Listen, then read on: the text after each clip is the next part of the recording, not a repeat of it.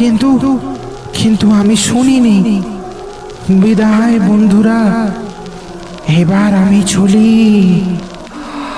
বলেই তন্ময়ের ছায়ামূর্তিটা আস্তে আস্তে হাওয়ায় অদৃশ্য হয়ে গেল।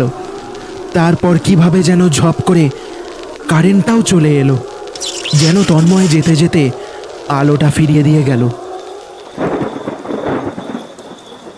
সবাই আর বেশিক্ষণ বসে থাকলো না, হুড়মুড় করে দৌড়ে সোজা গিয়ে দাঁড়ালো ওই বটগাছের নিচে।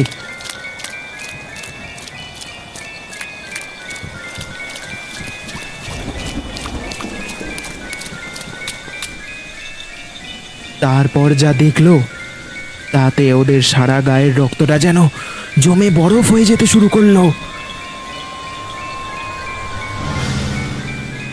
বিশাল বটগাছটা পুড়ে ছাই হয়ে গেছে, আর তন্ময়ের দেহটা বীভৎসভাবে পড়ে আছে গাছের নিচে।